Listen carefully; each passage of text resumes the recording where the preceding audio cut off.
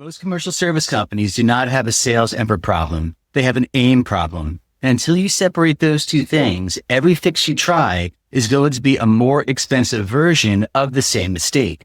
I want to walk through something that quietly drains 6 and 7 figures of payroll, dialer cost, and follow-up labor inside the commercial trades. Almost nobody on the inside sees it as the real issue. They see slow months, soft conversion, reps who seem unmotivated. They blame the script, the offer, the season, the territory, the economy. But the actual problem is upstream of all of that. The actual problem is which accounts the team is working in the first place. A commercial operator looks at their CRM. They have thousands of accounts in there, right? Lists from a data vendor or a generic source. They have lists scraped from directories, lists from past trade shows, lists from a marketing agency that promised them coverage. They assume that because the accounts exist, they are workable. So those accounts get handed to reps. Dialer campaigns run against them. Cold email goes out. Retargeting fires. The whole motion runs against the whole list, and the math does not work. Okay, because most of those accounts are not in motion. Most of them have an incumbent vendor performing at a level that does not create internal pressure to switch. Most of them have no operational reason to evaluate this quarter. Most of them are not going to take a meeting, no matter how good the rep is, because the buyer on the other side has zero pressure to move. The team is not failing. The team is being aimed at the wrong targets.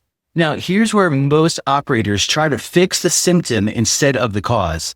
They add reps, they add dials, they buy a new dialer, they buy a sequencer, right? They hire an SDR firm, they run more email volume, they add LinkedIn outreach on top of that, on top of the cold calls. So then they tell the team to follow up more aggressively. So every one of those moves multiplies the wasted labor instead of reducing it. Because if your aim is wrong, more activity does not produce more pipeline. It produces more friction, more burnout, more churn on the team, and more accounts marked as non-responsive, when the truth is the account was never going to convert this quarter, no matter what you said to it, right? So the leverage point is account selection.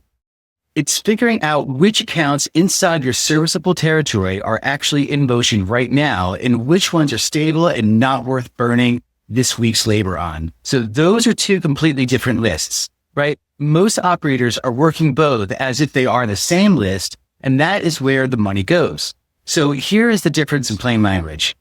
An account that exists is just a record, a name, an address, a phone number, a title. An account in motion is a buyer doing something. Okay, evaluating a vendor, frustrated, with their current one, moving into a new building, losing a key contact, going through a contract cycle, getting compliance pressure, expanding to a second site. Those windows are real. Okay, they open and close. And if your team is not aimed at the right accounts inside those windows, your team is working blind. The reason most operators do not see this clearly is because the cost is invisible. Nobody puts a line item on the P&L called wasted dials on stable accounts, right? Nobody writes a check labeled labor spent on accounts that we're never going to switch. It hides inside the salaries that you're already paying, the dialer minutes you're already burning, the email reputation you're already degrading, the rep morale you're already losing, right? It's the most expensive line item in your sales operation. It does not appear on any report your team is currently looking at. So here's the question I want you to take back to your team. If you looked at the accounts that your reps are actually working from last week and you separated them honestly into accounts in motion and accounts not in motion, what does that ratio look like, right? Most operators have never asked because they have never had the inputs to answer it. So that's the gap, okay? It is not a coaching gap. That's the missing layer. Commercial Contract Solutions is the layer that sits between your CRM and your team's calendar. We tell you exactly which commercial accounts inside your territory are actually in motion this very week, who the validated decision maker is at each one, and we drop the records into the stack that you already use, refreshed every day, right? The team does not change. The motion does not change. The accounts the motion runs against do. So we work across HVAC, fire protection, cleaning, janitorial, plumbing, electrical, security, and other commercial trades. So if any of this is sounding like your operation, the next move is a Commercial Growth Diagnostic at commercialcontractsolutions.com. Quick conversations specific to your category and your territory. So here's what changes when the AIM layer is in place.